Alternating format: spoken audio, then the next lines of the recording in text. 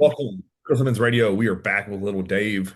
Him and I, well, he's coming off of a high day and has a medium day, and I have high food. I have 100 grams of carbs in my first four meals, so it's going to be a pretty good day Yeah, it's gonna be a great day. for back. So, and I think I'm like you. I'm more excited for my back session. Like I woke up this morning and I already had an idea of what I wanted to do. And I don't know how you are. Like I'm sitting on the edge of my bed on my phone and my notes, typing like the exercise and the sequences I want, and then I come down here and I write the full workout. So Hmm. yeah, I'm pretty fucking excited for what I get to do today. So Yeah, yeah, same. and when you get some extra nutrients to make it even better. Like to me, that's just like icing on a cake because we're gonna have a good session if we're on 100 grams of carbs or 600. So like Hmm. just kind of how I look at it. I did want to start a little bit with so you were at an all-time low scale weight Sunday morning and Hmm. we fixed that. Yeah. And then you literally blew the shit out of your legs. For training yesterday. So Hmm. you posted, did you just send it to me or you posted on the internet too, the hack squat, true squat? Yet to post it. Oh, okay, okay. I won't spoil that. Let's just say it's an incredible set. It was definitely Um, a fun set. right. Yeah. Yeah. I think what sucks is like most people won't have access to a true squat, so they won't get to appreciate it nearly as much. Now, could you replicate a true squat on, say, a heel wedge Smith machine? Without a doubt, you could. Yeah. But there's something about that damn True Squat, man, that just takes your lunch money. Yeah. Um, so And then four plates on it is gnarly. yeah, yes. Yeah, you unrack that and you're like, fuck. Yeah. Yeah. I've only had four plates on there once. No, it's funny. I have a client, their gym just got a true squat. Oh yeah, okay. And he sent me a text. He's like, "How the fuck did you have five on here?" And I was like, "A lot of practice." Yes. You know, I think you'll agree with this, that there's the skill acquisition or the learning curve on that is pretty steep. Like Mhm. the first time you do it, it feels really foreign. And then I mean, I think if my memory is right, like the first few times I tried it with John, I just felt like a fish out of water. I didn't feel good with it. And the fourth time I was on it with him, I was like, oh hell yeah, I can actually move some weight now. And then when Dwayne got one at Elite, I was the same way. I pretty much started my progression all over. And like one plate, one and a quarter was killing me at the end of a session. And I worked up into the end of my off season at four plates. So, I mean, it's one of those things where it just takes some practice, and getting used to it. It's kind of like a pendulum squat. Like the first time I ever used one of those, I was terrible at it. Um, Yeah. so Yeah. It's kind of a fun one because, like, anything like a pendulum or the true squat, what gets your hips out of the equation. yes. Learning how to just like fire quads without firing hips. Yep. Most people that's the skill that we're talking about. Correct. Yep. No, I mean, so this is interesting. I never hack squatted until I got to college. And that was as a junior in college, I did I hack squat. Like, so my leg days in football were like back squat, front squat, lunge, and box step up. That's what we did for a majority of our, like, what I would say quad focused stuff. And then when I got into bodybuilding, the gym I trained at, we had a good leg press.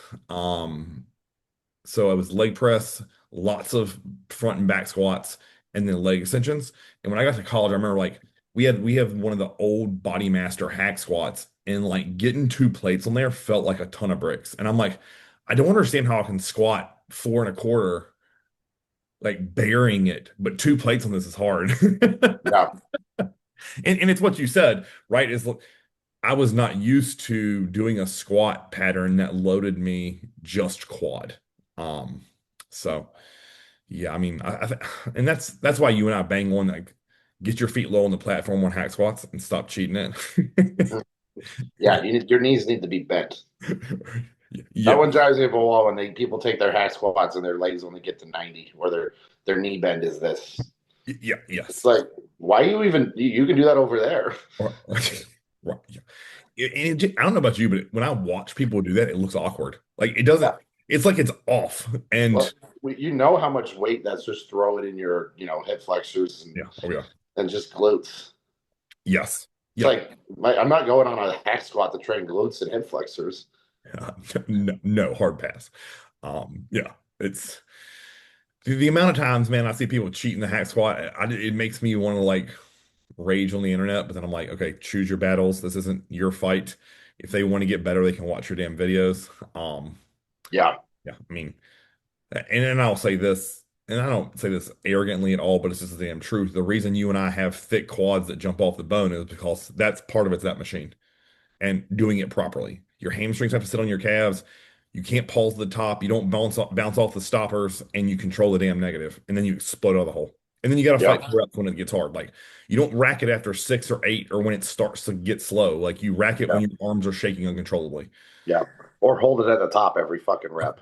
Yes, yes, yeah. You want to pause. I hear it always tell people you want to pause it somewhere, pause in a hole, and Yeah, not on the safeties. yeah, Yeah, and you and I both know no one's going to want to sit in that lengthened stretch of that VMO because it's going to start screaming within like 3 seconds. mhm. Oh yeah, So yeah, so yeah, him and I, you have back today, I have back today. So it's like our periods aligned. yeah, So and we have what 10 days, 9 days before we'll be in Vegas. So or you'll be there a day earlier than me, but yeah. Pretty much. yeah, no, that'll be good because you get in what midday on Tuesday, and I'm I've early. got 8 days, so yeah, Yeah, so yeah, because I get there Tuesday. yeah, and then I get there 9:30. I can't remember. I have to look at my itinerary. Yeah, something like that on Wednesday.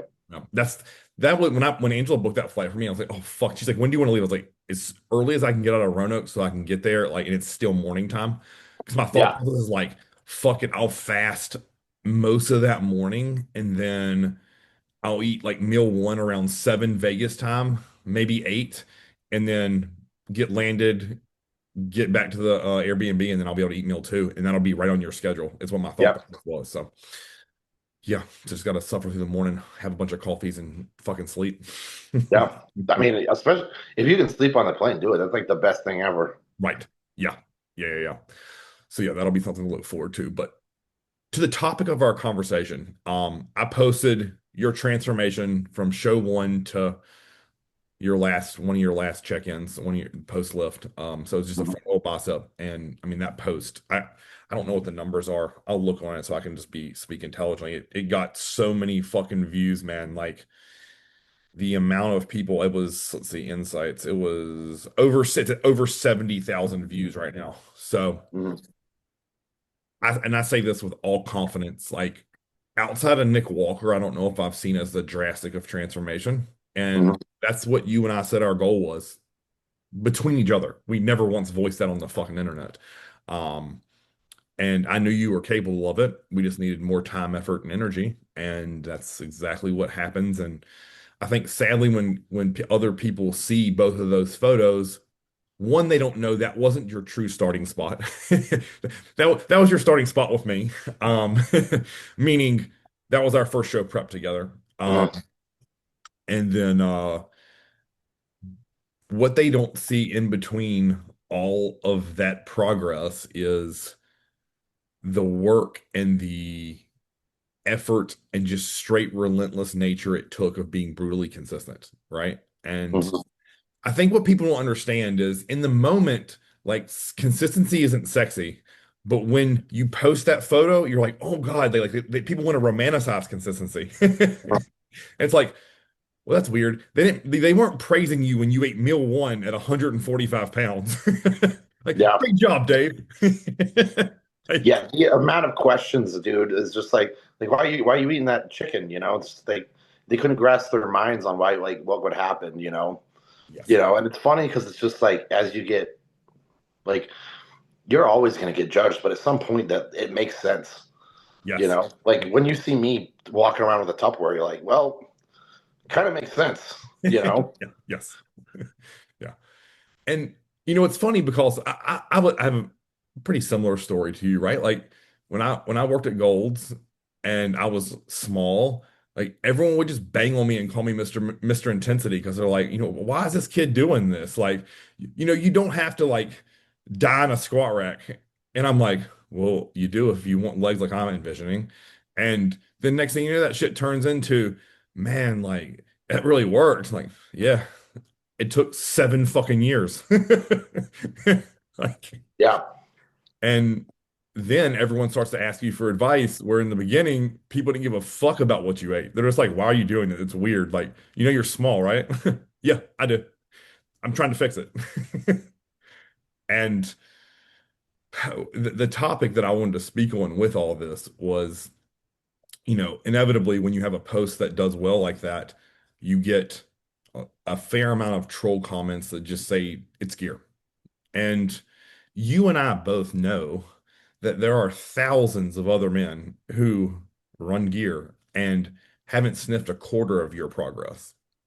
And I get it because if you're natural and never done drugs or never even you like say use creatine, you think, oh, awesome. I'm gonna take a test shot of testosterone and I'm gonna add a plate to my bench press.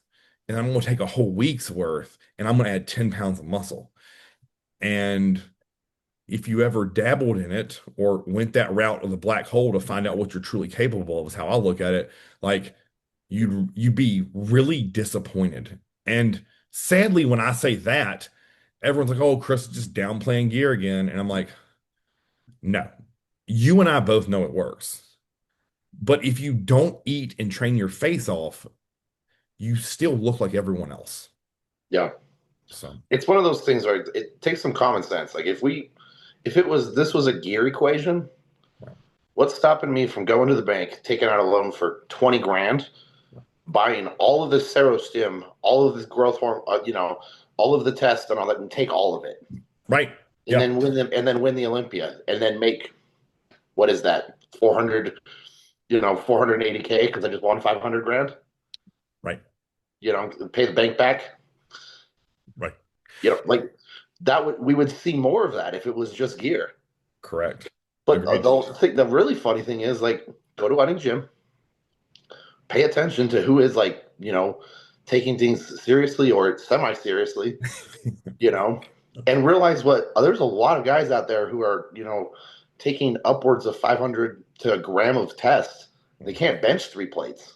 Correct. Yep. Yep. Like it's not even on the agenda for them. Like they've never even thought about it.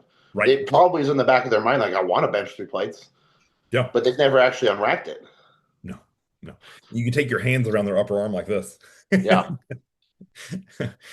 Yeah, it's one of those things where, let's say I have a young kid come to me completely natural and he's like, Chris, I want to be on the Olympia by the time I'm 28 years old as an open bodybuilder.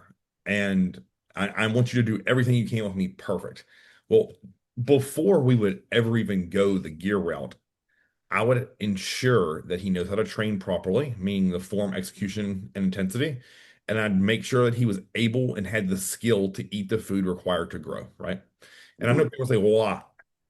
Because if he took drugs, it's going to work either way. Yeah, you're right.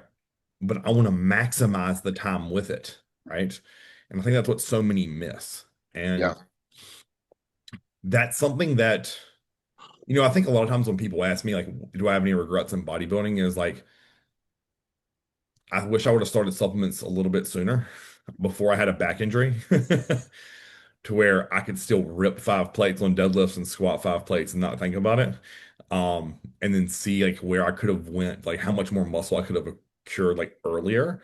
But the one positive side of not doing that is my training was fucking perfect and I knew how to eat by that time. Um, Mhm. that I began to start that at 27. Yeah. So it's one of those things where so many kids want to just skip steps and they wonder why they aren't getting maximum result. Like the amount of kids that come to me and like, Chris, I'm running 500 tests, 500 trend and Anavar I'm not growing. And it's like you see their meal plan and it's like, well, of course not. You eat like a bikini girl. Like Yeah. send me a set of your training and you see it and it's like 10 reps left in the tank. Like you aren't even straining against load, homie. Like what do you think is going to be the catalyst of growth? This and you and I both know that's what they believe. Like again, swallowing pills, taking shots is not a miracle. You have to make it work. And again, the only way you can truly know, and the bad thing is like people out there who are saying, "Oh, like Chris, you're wrong. These studies show you can do this and sit on the couch." They're full of shit. Well, none of them are done on trained athletes. No, right. And then second off, the studies aren't done on muscle mass; they're done on weight. Right. Yeah. We all know what happens when you take an extra test. You gain some water. Yes. No shit, you put on some weight. Right. That doesn't mean you put on muscle. Right. Yeah. Again, back to misinterpreting data, right? Yeah. Oh no, these Um, guys got jacked sit on the couch. right. It's like, shit, they probably were a watery fucking mess. You Look like a bag of spilled milk on the couch. So envision this. Envision if I could like just shoot test, fuck my wife, and my glutes would grow from just straight hip Yeah. flexion. It's not that easy, trust me. If so, like, yeah, I'll, that's another podcast. Yeah. But the question I pose to you is, if we had a pie chart of growth and your progress, what is the percentages you would give training, nutrition, gear, and rest and recovery? So if we have those four pieces of your puzzle, how would you label those in terms of percentage? Training and recovery, honestly, I think go really well hand in hand. Agreed. Like, I think probably a good 60, 70% of bodybuilding is training. Yep. You Yep. know, I'll just put it at 60 so we have some room for the other one. Correct. Yeah. Because without that, nothing else matters. See, I agree. Like, Yep. your diet doesn't matter if your training is not nailed in. Right. And then your recovery definitely doesn't fucking matter if your training's not nailed in because what are you recovering from? Correct. Yeah. You know? Yep. And then lastly, I mean, your gear doesn't matter if your training's not on point because what's it going to do? Right. What it doesn't have any work to do. Yes. Yep. So when it comes to that, like I've always looked at it like almost like a chess game. Like the pawns are definitely drugs. Right. Like if one of them dies, you're like, fuck it, cool. But your queen, what like honestly, like is your food. And the king is training. Yeah. And the fun thing, the analogy works so well because like the king doesn't really do fucking much. Yep. He can move one piece, right? One thing at a time. Yeah. Queen can go all over the fucking place. There's high carb, there's low fat, high fat, all that stuff. Yep. Different aspects of bodybuilding, but like in the reality of things, like the king dies, the whole thing's done. Right. Yeah. The game's over if the training's not there. Yeah. You can lose everything fucking else. Right. Yeah. Yep. And yeah, I am 100% in agreement with you there. Like training to me dictates everything else. If my training's hard, my appetite goes up. If my appetite goes up, I can train harder because I eat more food, thus grow faster. If my training is hard, I need more rest and recovery, right? I need massage work, I need body work, I need to take time off from the gym, like which is why you and I don't train 7 days a week or 10 times or 14 times a week. Um, we train 4 to 5. And that's because when we full send a workout, it's you need the time to go home and chill and eat your meals and relax. And then, like you said, like, and I don't really know how to explain this because I really feel like Boston Lloyd fucked the entire bodybuilding landscape when he's like, bodybuilding's all drugs, then it's food, training's at the far end, right? And I mean, if that was the case, why wasn't he a pro? And he could never answer that question, right? And I don't want to talk bad about the deceased, but I don't think probably many people took more than he did Yeah. and saw the result there. Like, was it good for a regional? Yeah. But he was never going to place top 5 at USA's, North Americans, or nationals. Yeah. So you can't, he's a prime example of someone who tried to drug their way to the top and it didn't work.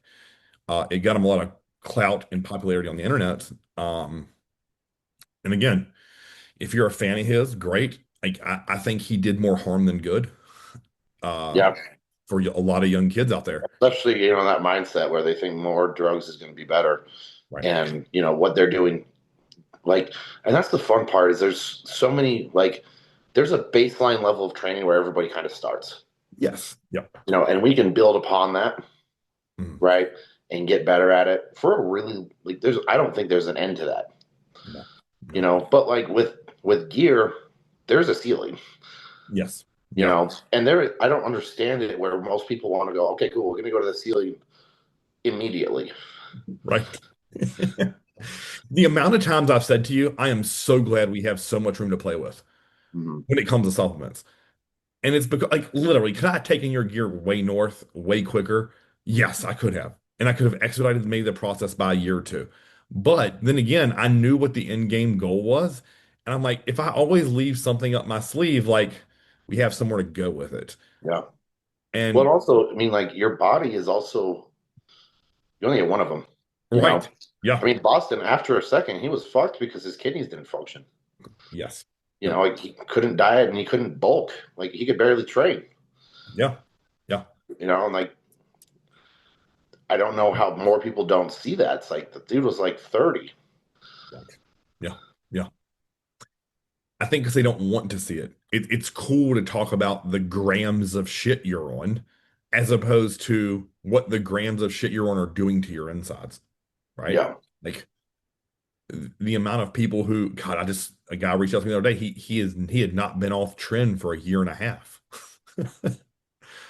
I'm like, why? Yeah. Like, are you serious? Like 8 to 10 weeks of that shit is a long time. Um, even at say 50 mgs every other day, like if I'm being like with specific with numbers. So, God, it's one of those things where it's frustrating because I know that's where it's really popular on the internet. Because listen, anytime I post a reel with Trent in it, it's like the views instantly get to 10,000 in like the first hour. Mhm. So it's interesting that, young kids and young experienced lifters like know about it, but they have no clue like what that's going to truly do to your body if you don't train and eat right. Like that's a substance that I always think about. Like that is definitely not a beginner or intermediate drug. Uh, and it's not something you would start with Mhm. in my mind. Would you agree with that? Oh, 100%. No. And it goes back to the other sides of things. Like, what's the point on running like the hardcore drug if like, you know, your only thing with your diet you care about is your protein intake. Right. Yeah, You agreed. know, like, oh, cool, I hit my protein. I don't even know where my calories are, and I don't know how many carbs or fats or how I even structured it. Yeah. And it's like, fuck, you Right. know, like I see that so often. It's just like, oh, I get my protein in. It's like, dude, that means so many things. Yeah. Like, did you get it from Oreos? Because 200 Oreos has 50 grams of protein. Yeah. Yes. What's really interesting, I'm on an Instagram group. I'm not going to say it because I don't want to call the person out, but you can just tell they're young. And it's like mid-afternoon snack, and it was cream of rice with peanut butter, and they were like 20 easy grams of protein. It was all from peanut butter. Well, that's wacky. Bro, like it was the cream of rice to peanut butter ratio was way off. Yeah, Like, that's like basically the same amount. right. And it was everything inside of me to like not type on there, like, it wouldn't kill you to cut that peanut butter in half and actually have like, I don't know, 4 ounces of chicken with that. God forbid. Yeah. Um, but then again, I know that not everyone is fortunate as you and I are to understand nutrition as in detailed as we do. So that everyone starts somewhere. So anytime I see the word snack with the competitor, I want to slap them because we don't eat snack, we eat meals. Like regular people snack. I'm sorry. Like Yeah. it, Yeah. It's one of those things. It's like if you're a competitor, that's not a word. no, no. Because what's a snack? A small meal? Like, Yeah. okay, let's say a small meal for us is, let's say we had 2 scoops of whey isolate and 20 grams of nuts. Okay, that's still a meal. Like in my mind. Yeah. Where I think some people like, oh, like I'm gonna have a handful of dried dates and nuts. And I'm like, it's so incomplete. Yeah. Yeah. Um, so yeah, like when I'm thinking about that pie chart in percentage, training drives the entire chart and the flow of it. And then if I would say of all of those, for most people, nutrition is the hardest one to do consistently. Hmm. Because I think for the most part, people don't mind weight training or they actually enjoy it, right? Yeah. Where it's like, If you don't enjoy the weightlifting of this, get out of bodybuilding. agreed. That one drives me up a fucking wall. Like, oh man, I gotta go train. It's like, go fuck yourself. Right. Yes. Like the reason bodybuilding exists is because of the gym. That's one of the reasons why I always love to hear Jay talk about lifting or about bodybuilding in general is he'll be talking about he's like, man, the only reason I loved bodybuilding was the training. The training was fun. He's like, the food was hard and the competing sucked. And I'm like, yeah, that's why he's still training and looks great. Like, and maybe I relate to that because that's me. Like the nutrition I can come and go with. Like I love my meals, but if I had to give up training, that would be very difficult for me to have some sort of physical outlet through the course of my week. So Yeah. yeah, the training drives it, and then getting to the nutrition and being consistent with it and being able to find like the foods that work for you, the timings that work for you around your daily life tend to be really cumbersome for people, and they just don't do it long enough to get into a groove of it. Mhm. Um, is there anything throughout the course of your process with nutrition that you stumbled with on maybe early and then now you're thriving at? Honestly, I used to have a big time. Like, I kind of hated the meal timings of things because, like, it was just like I felt like I was just trapped in a box. Oh, okay, yeah. But like, the reality of it is like, well, you don't have to have the meal in your kitchen. You can bring it with you. Right, You can do whatever you need to do there. You right, know, like realizing that like you don't have to have not every meal needs to be perfect. It just kind of like, and by perfect I mean like fork, plate, knife. yes, You know what I mean? right, yeah. Like if you have to fucking drink a chicken shake, it is in the end of the day. I'm gonna have another meal in 3 hours. What's the fucking problem? Agreed. You Yes, know, and that used to get me pretty hard because I'd be, like that was a more of a like mental concept of being prepared for it. It right. would give me anxiety All right, because I'd yep. be like, because like I was like, well, I need to get this done, and then I'd be like, oh, I can't leave because I have this meal. And it's like that's the dumbest fucking thing on the planet. Yeah, But right. it definitely was definitely crossing my mind all the time when I first started. Right. Like, I don't know if I've mentioned this before, like the amount of food I had to eat was an acquired skill. Hmm. Bro, that's not something I was good at. And then once I got into the competing side of things, in a prep, I was way too food focused. Like I was living for cheat meals when I would get them. I would fantasize about what I was going to eat afterwards. I was definitely one of those guys who I would start stockpiling stuff in our cabinet at our house. Like it wasn't overboard, like it wasn't disgusting, but it'd be like a box of cereal, a bag of licorice, a thing of Oreos, like maybe a bag of Sun Chips. Like I would just slowly build like a little cabinet over the course of like, oh, when I go to the grocery store, I was gonna reward myself with getting one treat for after the show. And it's like there was one day I just woke up and said, no more of this bullshit. Like, and I unfollowed everything on the internet that Hmm. teased my brain. I stopped watching because I was watching Food Network doing cardio, trying to find ways to cook my meals better. And all that ended up doing is make me want to eat shit food. Yeah, yeah, cooking with a stick of butter. Yes, right. And in my mind, I justified that was, oh, I'm learning how to cook. But in the grand scheme of life, like I was just romanticizing like the food. And oh man, I bet it'd be so great to eat fill in the blank. Yeah, And once I got through that, I can tell you this, like I feel like bodybuilding became a cheat code for me. It was like I was on easy mode. yeah, Um, I agree with you 100% on that. When that you kind of get to a point where the light switch goes on, where you're like everything's like, all right, cool, this is just my decision, yeah, and like you could make it harder on yourself or just not care about it. right. And it's like, oh, cool. Like, chicken and rice is pretty freaking good. Yeah, agreed. Like I learned how to cook this 1,000 different ways, Mm. Yeah. and, you know, it's my choice if I'm bored with it or not because I can change it. Right. Yeah. I remember the first time you said to me, like, I was asking, I think I asked you, like, any foods you're looking to for, like, after the show, and you're like, honestly, just more oatmeal and rice. And I remember thinking to myself, like, man, he learned that way sooner than I did. Yeah, And I was like, fuck yeah, that's good. That's a good thing. And it's really interesting when you look at the psychology, because I know that food is a very powerful drug for a lot of people. And it's one of those things where you can allow it to consume your thoughts. And because what's interesting for me, I very much loved the suffering of contest prep because it felt like football practice to me. And I got off on the fact of like, man, like the hungrier I am, the more cardio I do, the more tired I make myself in a training session, the better conditions I'm going to be.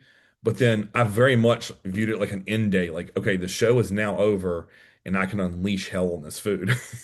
yeah. Where now it's like, okay, after the show, I'm gonna have one or two meals with my wife and family, and then I'm gonna get back on my plan and train on Monday or Sunday. Mm. And it's not that big of a deal. And it's like, okay, cool. Then I'll go 6 days, and then we'll go. I'll usually take Angel to a nice date the following weekend. We go to a steakhouse, and I have a salad and with some dressing on it, and a steak, a huge ass potato, and we probably split a dessert and we have a nice evening together. Like, and then it's like, okay, cool. Now we're gonna go 7 more days before we do that again. Where I think a lot of people turn that into, okay, well, I ate meals 1 through 5, and now I ate meal 6, and then I'm gonna eat a bunch of garbage before bed. Hmm. Welcome to all your condition disappearing in less than 2 weeks. Yeah. Or the other side of coin of like, I'm just going to eat whatever. Mm, And it turns into a week or 2 weeks of that, mm, mm. of zero structure and just eating based off desire. And we all know how inflated that is post show. Oh God, You hell know, and that one gets nasty. yes. That gets scary to me as a coach. Like Yeah. I've had, multiple guys and girls do that post show, and I've warned them about it. I've tried to problem solve it, and it always petrifies me when they're like, Chris, my blood pressure is this. Like, I have edema that's 2 inches into my ankle. And I'm like, fuck. Like, okay. Like, we're gonna have to battle back out of this. And guess what that means we have to do? Very low food, cardio, sweat your balls off, get in the sauna, pound water, and then it's like, oh man, they might as well be back in prep again. And it creates this cycle of like, okay, cool. I was good all day at work because I didn't have any other food options. And then when I get home, I'm starving and I have to eat my face off again. And it's just like, then you wake up, you feel guilty, you feel bad, the edema's still there, you notice yourself getting fatter, and it's like, okay, I need to get back on my plan. They follow meals 1 through 5, and the same bullshit happens tonight. And then we're, as you said, 10, 14, 21 days into it, and now they're 30 pounds to 50 pounds up on the scale, and it's looked like they've never trained a day in their life. Not to mention what their insides are doing. Mhm. So that to me is like that contest equation you have to get right. And you only how I got through that was doing exactly what I just explained. I remember sitting there thinking, I'm never going to do this again. And then you just don't allow it to happen. And every time after you compete, you just get, in my mind, better at rebounding. Yeah. So I'm trying to think. So the other aspect of balancing rest and recovery with the big two of training and nutrition, I know that's a maturing process that you and I both had because we like to train so damn much. What do Oh, you yeah. what do you do with clients that come to you and they're at 6 plus training sessions, 6 or plus, so 6, 7, 8, 9, 10 training sessions? What do you do to try to convince them that more rest is going to lead to more growth? Tell them straightforward.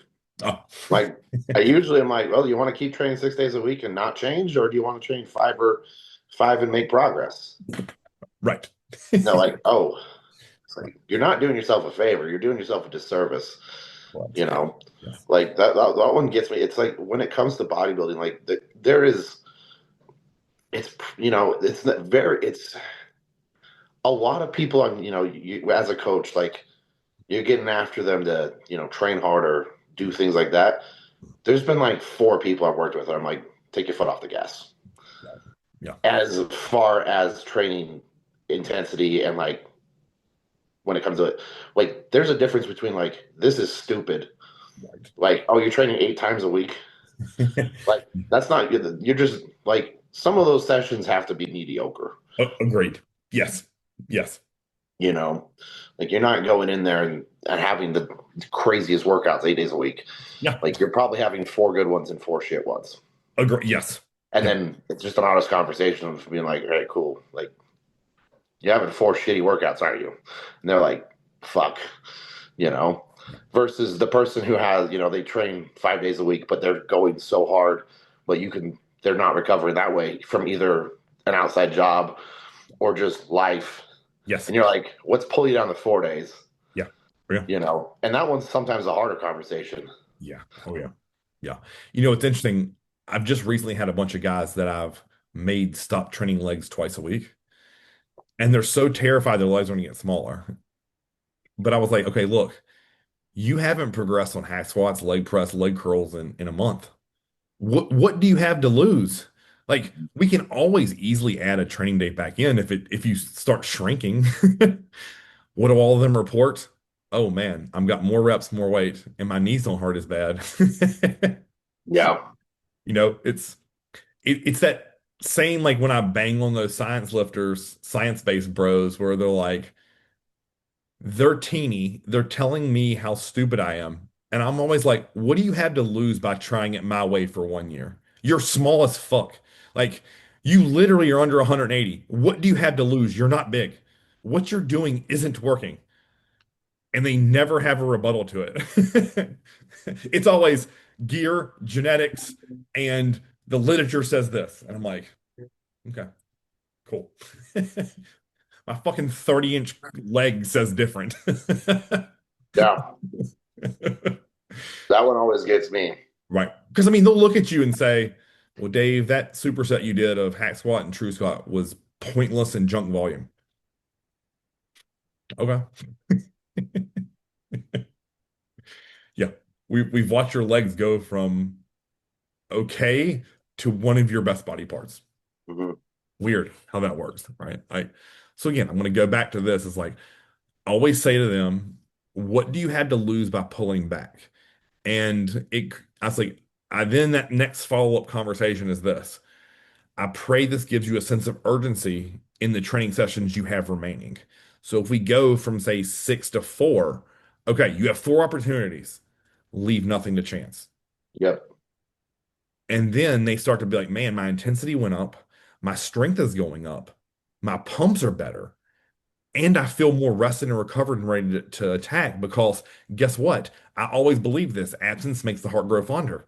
Like what you were talking about with going through the motions and having subpar workouts, it's hard to get excited for something that you have to do daily. And Hmm. you notice I say have to do daily, where if you listen to you or I speak, we'll say, man, we get to train today. Like it's a great day. Like we get to train back. It isn't, oh fuck, I gotta do back today. Or God, it's legs again. Like when I pulled your leg training back to every 10 days, when that leg day comes back around, I know you're going full tilt because you're like, man, I'm itching to get inside that hack squat, the leg press, the leg curl. Like I want to do adductor again. Like, and there's something to be said for that, in my opinion. Yeah.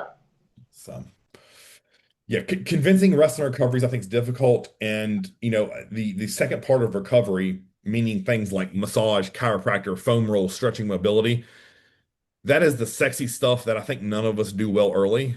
And then once you begin to get some injuries because you're so damn strong that your body has no other choice, Hmm. you learn really quickly that the more that you do, the better you feel. And the better you feel, the longer you go without injury, the more progress you make. Oh, 100%. So, yeah, if you notice that synergistic effect there that I just spoke in a circle, like it all works in a wheel. Um, so I think like what we'll finish up with here is let's dive into the gear portion so that we can really flesh that out. And I'll speak in specifics. If I have a young guy, meaning not even have to be young, a first time gear user, and they want to grow, listen to my words. 350 to 400 megs a week of test will do wonders for you if you're eating and training right. Wonders. I've seen it put on 20 to 40 pounds on most guys if they do it properly. Notice how little I said there? Yeah.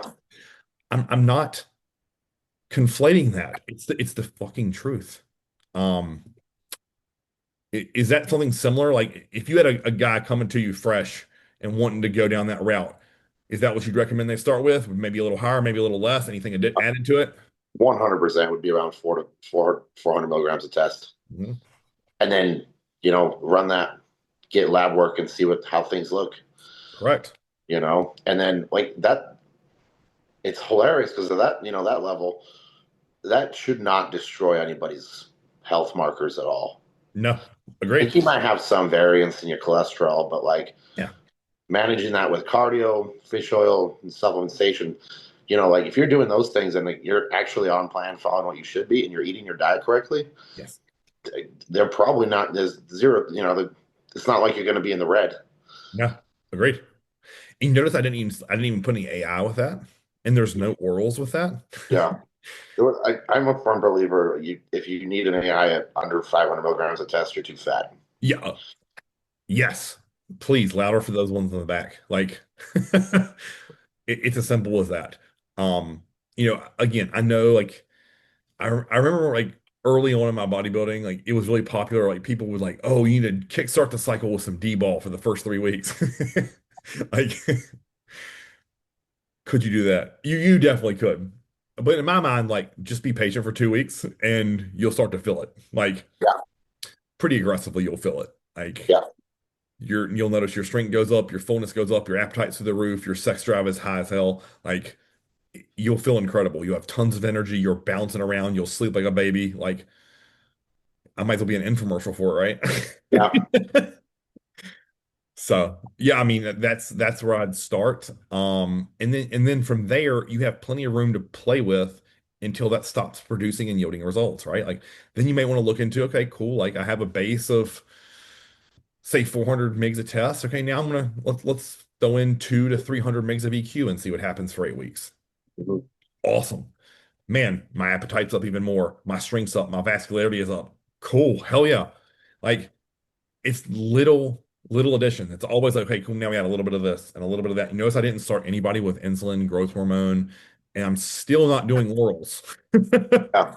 I Like, think that's one of the funniest things of like nowadays. It's like the kids are like, we're out of the gate. They're doing like test trend, mint, and yes, growth hormone. And it's like, right, do you even know what just high test feels like?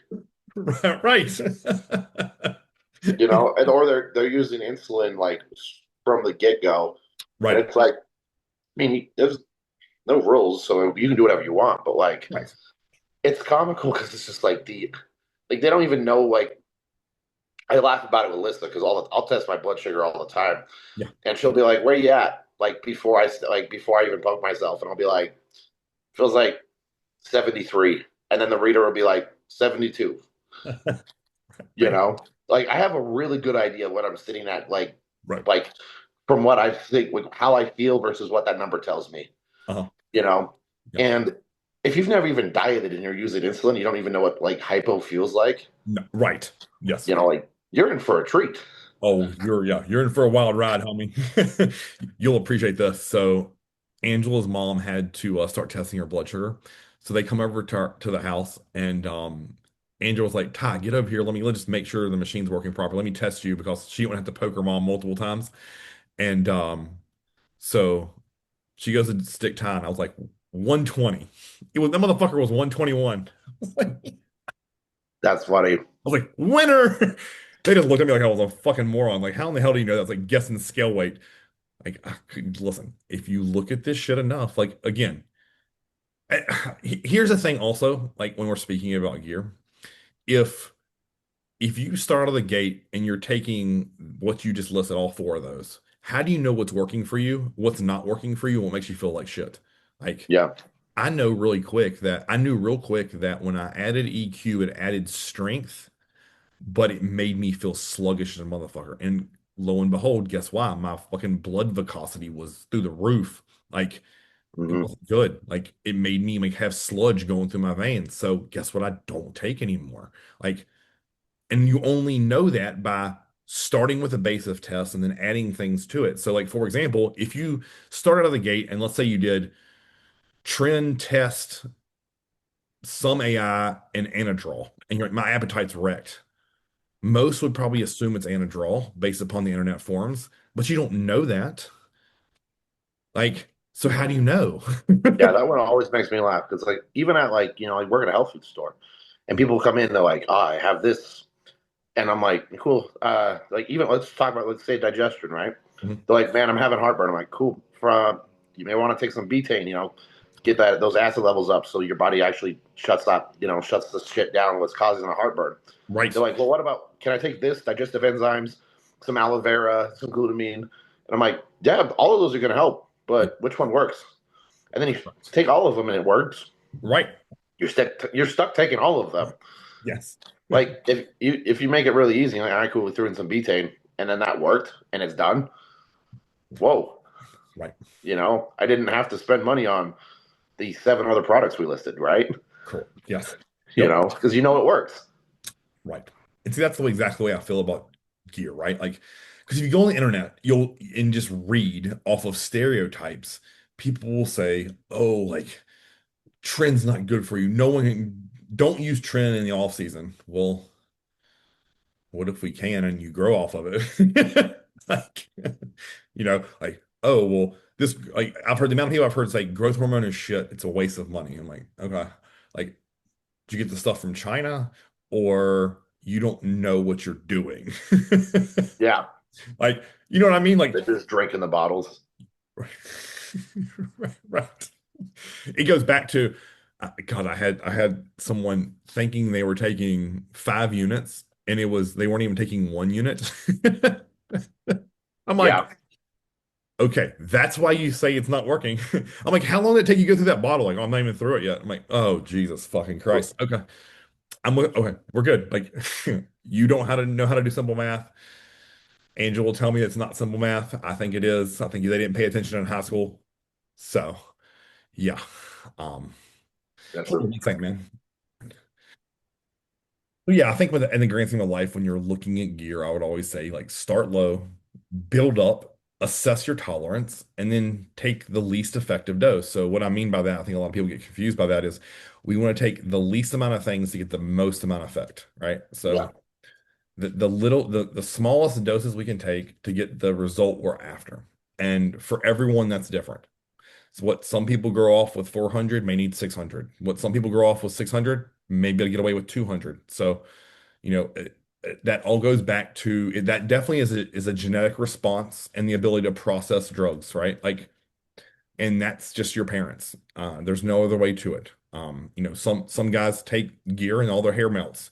Other guys have thick hair. Some guys get acne. Some have anger issues. Some fucks their sleep and anxiety and depression. Like, so it all depends upon you. And if you use the kitchen sink approach, you'll never know what's the catalyst of causing that. Um, and that's going to be standing in your way of long-term progress. So yeah, I think we about covered it, man. yeah, The pie chart of bodybuilding. You know what? I didn't list my numbers. I would probably say 40 training, 30 nutrition. So I need 30. I'd go 10 gear and 20 on the rest of recovery. Yeah, yeah. I'll be with you on that too. yeah, yeah. So you guys post below. What are your percentages? If you say drugs at 100, we will laugh at you. Yeah. But again, until next time, we're out, Chris and Dave and I, and we're going to go eat and train. So see you guys.